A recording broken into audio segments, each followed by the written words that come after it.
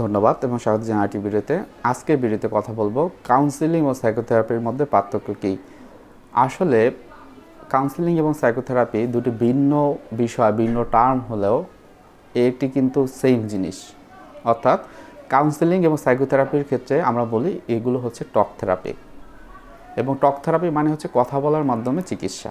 এবং চিকিৎসাটি কী হয়, আমাদের যা কিছু হয় মনে রাখবেন, আপনার চিন্তা, অনুভূতি, আচরণ, এই তিনটা যদি আপনি বুঝতে পারেন, এই তিনটা কখন কোন চিন্তাটা হয় এবং সেটা কি নেগেটিভ থট কিনা, নেগেটিভ চিন্তা কিনা, সেই বেসিসে আপনার অনুভূতিটা কি হয় এবং আচরণগুলো কি করেন, একটু লক্ষ্য করবেন নিজেকে, নিজের বাহিরে গিয়ে তারপরে চিন্তা করবেন, তাহলে কিন্তু আপনার মনের রোগ থেকে আপনি নিজে নিজে বের হয়ে আসতে পারবেন, নিজের থেরাপিস্ট নিজে হবেন।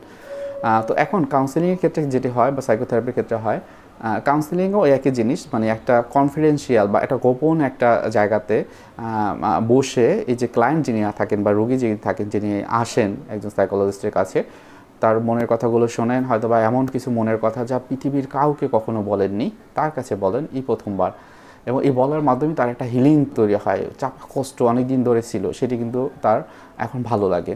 এবং এই কাউন্সেলিং বা সাইকোথেরাপির ক্ষেত্রে আমরা যে জিনিসটি বলি, যে গোপনীয়তা আমাদের রক্ষা করতে হয়, তবে তিনটা বিষয়ের ক্ষেত্রে আমরা খুবই গুরুত্ব দিই। আপনার ভিতরে যদি সুইসাইডাল টেন্ডেন্সি থাকে, যে এখনই যাচ্ছে এই সুইসাইড করে ফেলবো, অন্যকে হার্ম করবো, এই যে আমি যাচ্ছি এখনই তাকে আমি মেরে ফেলবো। আদালত থেকে কিছু পেশেন্ট আসে যাদের সাইকোথেরাপি বা কাউন্সেলিং করাতে হয়। এই তিন ধরনের পেশেন্টদের কিছু গোপনীয়তা আমরা রক্ষা করতে পারি না, অর্থাৎ সংশ্লিষ্ট যে অথরিটি থাকে তাদেরকে জানাতে হয়। সেক্ষেত্রেও আমরা ওই যে ক্লায়েন্ট বা যে রোগী আসে আমাদের কাছে, তার কাছ থেকে আমরা কনসেন্ট নিয়ে নিই, তার কাছ থেকে বলে নিই যে আসলে এই ক্ষেত্রে আমি থ্রেটেনিং মনে করছি, এই বিষয়গুলো নিয়ে তাকে জানানো দরকার আমার মনে হয়। সো এটা হলো কাউন্সেলিং ও সাইকোথেরাপি উভয়ের ক্ষেত্রে কিন্তু রক্ষা করা হয়। এখন কাউন্সেলিং সাইকোলজিস্ট এবং সাইকোথেরাপিস্টের কথা যদি আরেকটু বলি, যারা কাউন্সেলিং সাইকোলজিতে পড়াশোনা করে, অর্থাৎ কাউন্সেলিং সাইকোথেরাপি দুটো একই জিনিস। যেমন আপনি যদি ঢাকা বিশ্ববিদ্যালয়ে দেখেন, এডুকেশনাল কাউন্সেলিং সাইকোলজি ডিপার্টমেন্ট রয়েছে, আবার ক্লিনিক্যাল সাইকোলজি ডিপার্টমেন্ট রয়েছে। এখন এই যে ক্লিনিক্যাল সাইকোলজি ডিপার্টমেন্টে যারা পড়াশোনা করে, তারা সাইকোথেরাপিস্ট, ক্লিনিক্যাল সাইকোলজিস্ট এবং তারা কিন্তু কাউন্সিলরও। আবার যারা শুধুমাত্র কাউন্সেলিং সাইকোলজির উপর প্র্যাকটিস করে, যেমন আমি কিন্তু একজন কাউন্সেলিং সাইকোলজিস্ট। সো আবার কিন্তু সাইকোথেরাপিস্টও।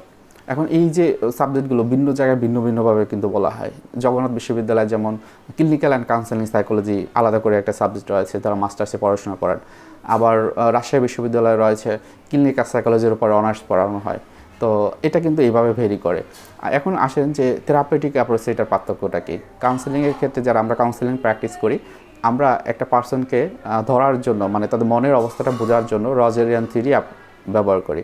এখন রজারিয়ান থিওরিকে বলা হয় পার্সন সেন্টার থেরাপি, অর্থাৎ ওই পার্সনকে, ওই ব্যক্তিকে তার জায়গা থেকে ধরতে পারা, ইনফিথেটিক্যালি ধরতে পারা, তার বর্তমান কষ্টের কারণগুলো ধরতে পারা তার জায়গায় গিয়ে, এবং তার এমনভাবে ফ্যাসিলিটেট করা যেন তার কথাগুলো সে শেয়ার করে নির্দ্বিধায়, কারণ এতদিন কাউকে বলতে পারেনি, এখন বলবে। তো সেই ক্ষেত্রে কী হয়, এই যে তাকে জেনুইননেস হতে হয়, জেনুইননেস তার ভিতরে থাকতে হয়, তারপর সে কনফিডেন্সিয়াল হবে, তারপর ওপেন আপ হবে। হ্যাঁ, এই যে বিষয়গুলো একজন কিন্তু কাউন্সেলিং সাইকোলজিস্টে থাকতে হয়, তখন কিন্তু ওই ব্যক্তিও বুঝতে পারে যে আমার মনের কথা এমন একজনকে বলছি যে আমার কথাগুলো গোপন রাখবে, এবং এই বলার মাধ্যমেই এই যে ব্রেনের যে চেঞ্জ, আমরা বলি যে মন ব্রেন, এইটা চেঞ্জ কিন্তু হয়। এবং যারা সাইকোথেরাপিস্ট থাকেন তারা সেক্ষেত্রে কী করেন, তারা সিবিটি বা কগনিটিভ বিহেভিয়ার থেরাপি ব্যবহার করেন। আপনার যে সমস্যাটি আপনি নিয়ে গিয়েছেন সেটা হয়তো বা প্রশ্ন করার মাধ্যমে তারা হলো এই যে আপনি চিকিৎসাটি দিয়ে থাকেন। এবং সেক্ষেত্রে হয়তো বা এমন হতে পারে বিভিন্ন রকমের ডিসঅর্ডার। হ্যাঁ, আমরা ওই ডিসঅর্ডার কখন বলি, যে একটা মানসিক রোগ, যেমন ওসিডি, পিটিএসডি বা depression, anxiety, schizophrenia, bipolar mood disorder. হ্যাঁ, এই যে রোগগুলো বা ডিসঅর্ডারগুলো, সেক্ষেত্রে কিন্তু সরাসরি তারা সাইকোথেরাপির যে টেকনিক রয়েছে, যেমন সিবিটি, তারা কিন্তু অ্যাপ্লাই করতে পারে। এবং এই যে সিবিটির কথা যারা সাইকোথেরাপিস্ট বা সাইকোথেরাপিতে ব্যবহার করা হয়, সেটা কাউন্সেলিংয়ে কিন্তু অন্যভাবে ব্যবহার করা হয়। অনেকে এই সিবিটিও কিন্তু কাউন্সেলিং সাইকোলজিস্টরা অ্যাপ্লাই করেন। সেটা কি, যেমন অ্যারন বেকের যে সিবিটি বা কগনিটিভ বিহেভিয়ার থেরাপি, তারা ব্যবহার করতে পারে। অথবা ওই বেসিসে অন্য অন্য থেরাপিউটিক টেকনিক, যেমন টিএ বা ট্রানজ্যাকশন অ্যানালাইসিস, খুবই একটা এরিক বার্নের একটা খুব মানে আমি কি বলবো, যে বর্তমান সময়ে খুবই চিকিৎসাটি ব্যবহার করা হয়। এটা কিন্তু হতে পারে ইএমডিআর, আই মুভমেন্ট ডিসেন্সিটাইজেশন রিপ্রসেসিং, যেটা সারাফিনো এটা প্রথমে ডেভেলপ করেন। নিজের পার্সোনাল লাইফে 1960-70 দশকে। এরপর এই যে অন্যান্য যে আছে এনএলপি, নিউরো ল্যাঙ্গুয়েস্টিক প্রোগ্রামিং, এগুলো ব্যবহার করা হয় কাউন্সেলিংয়ের ক্ষেত্রে, যেমন গেস্টাল্ট সাইকোলজি বা আমরা বলি যে emotional focused REBT, rational emotive behaviour therapy, এগুলো ব্যবহার করা হয়, গেস্টাল্ট সাইকোলজি ব্যবহার করা হয়। হ্যাঁ, সো এখানে কিন্তু বিভিন্ন রকমের থেরাপিউটিক অ্যাপ্রোচ রয়েছে যেটা কাউন্সেলিং সাইকোলজি বা কাউন্সেলিংয়ে ব্যবহার করা হয়।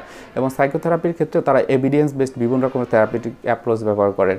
এবং এখন আরেকটা বিষয় যদি আমরা আসি যে ডিউরেশনের কথা, অর্থাৎ একটা সেশন যখন হয় ডিউরেশনটা কীরকম হয়। কাউন্সেলিং এবং সাইকোথেরাপির ক্ষেত্রে মোটামুটি বলা যায় একই রকম ডিউরেশন হয়, তবে সাইকোথেরাপি হয়তো বা অল্প সময়ের ভিতরেও কিন্তু করানো যায়। হয়তো বা এমন হতে পারে যে আপনার 30 বা 35 মিনিটস বা 40 মিনিটসের ভিতরে করা সম্ভব, কিন্তু কাউন্সেলিংয়ের ক্ষেত্রে এটা 45 থেকে শুরু করে এটা হয়তো বা 1.5 ঘন্টা পর্যন্ত কিন্তু চলতে পারে, বা 1 ঘন্টাও চলতে পারে। এবং লক্ষ্য উদ্দেশ্যের ক্ষেত্রে কিন্তু তাদের একই লক্ষ্য উদ্দেশ্য, অর্থাৎ যেই মানসিক সমস্যাগুলো নিয়ে ব্যক্তি আসে সেখান থেকে তাকে কীভাবে বের হয়ে আসবে সেই জায়গাগুলোতে তাদেরকে হেল্প করাই হলো মুখ্য উদ্দেশ্য এই সাইকোথেরাপি এবং কাউন্সেলিংয়ের। এখন ডিউরেশন কথা বলো, খরচের কথা যদি বলা হয়, আসলে কাউন্সেলিং এবং সাইকোথেরাপির খরচটা নির্ভর করবে সময়ের উপরে। অনেক সময় দেখা যায় যে এটি হয়তোবা খরচ এমন হতে পারে যে হয়তোবা 700 টাকা থেকে শুরু করে 1000, 1200 টাকা বা 1500 টাকা, 2000 টাকাও হতে পারে। তবে সেক্ষেত্রে অবশ্যই কাউন্সেলিং বা সাইকোথেরাপি যিনি করাবেন তার ব্যাকগ্রাউন্ড, তার হচ্ছে যে অভিজ্ঞতা, দক্ষতা, এগুলো কিন্তু দেখা আপনাদের জন্য খুবই গুরুত্বপূর্ণ হবে। কারণ আপনার এই যে কাউন্সেলিং বা সাইকোথেরাপি যখন আসবেন, এটা একদিনের বিষয় না, হয়তোবা এটা কন্টিনিউয়াসলি হয়তোবা আপনার 3 মাস 6 মাস একটানা আপনার কিন্তু এখানে আসতে হবে প্রতি সপ্তাহে একবার। সুতরাং খরচের ব্যাপারটা এখানে নির্ভর করবে কতটুকু সময় দিচ্ছেন, তার ব্যাকগ্রাউন্ডগুলো সবগুলো চেক করে নেবেন। তবে মনে রাখবেন, কাউন্সেলিং বা সাইকোথেরাপি যখন করবেন আপনার কাছাকাছি ভালো কে আছেন তার কাছে নেওয়ার চেষ্টা করবেন, কেননা এখানে আপনি প্রতি সপ্তাহে একবার আপনার যেতে হচ্ছে কাউন্সেলিং করতে অথবা সাইকোথেরাপি করতে। তো সেক্ষেত্রে আপনি যদি ওইভাবে না যেতে পারেন তখন হয়তো বা মিস হয়ে যাবে, তখন আপনার এই যে সমস্যাটা কিন্তু সমাধান খুব সহজ হবে না। হয়তো আপনার এটায় বারবার আসবে, আপনি হয়তো বা 2 সপ্তাহে একবার আসছেন অথবা 3 সপ্তাহে একবার আসছেন, তখন কিন্তু এটা হবে না, প্রতি সপ্তাহে একবার আসতে হবে। সেক্ষেত্রে পাশাপাশি যে থেরাপিউটিক অ্যাপ্রোচগুলো অ্যাপ্লাই করেন বা যে ইনস্টিটিউশনগুলো রয়েছে সেখান থেকে আপনারা নিতে পারেন।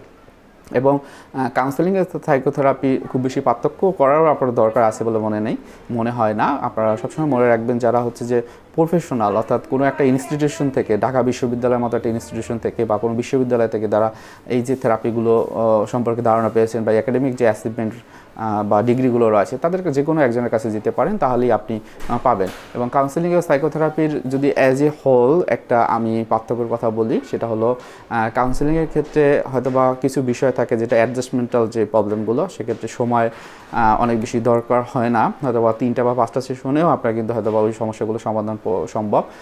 এবং সাইকোথেরাপির ক্ষেত্রে এটাই হয়তোবা এমন হতে পারে যে 10টা 12টা বা 15টা সেশনও কিন্তু লাগতে পারে, বা এর চেয়ে বেশিও লাগতে পারে। এটা নির্ভর করে আপনার কোন ধরনের ডিসঅর্ডার রয়েছে বা কোন ধরনের রোগ রয়েছে, কতদিন ধরে চলছে, আপনার যে মেইনটেনিং ফ্যাক্টর আমরা বলি যে পরিবেশটা কীরকম, হয়তো আপনার অনবরত স্ট্রেস পাচ্ছেন, অনবরত অ্যাংজাইটি আসতেছে, আপনার অ্যাডজাস্টমেন্টের প্রবলেম থেকেই যাচ্ছে, তখন কিন্তু এই যে কাউন্সেলিং বলেন বা সাইকোথেরাপি বলেন সেগুলো কিন্তু মানে বেশি লাগবে।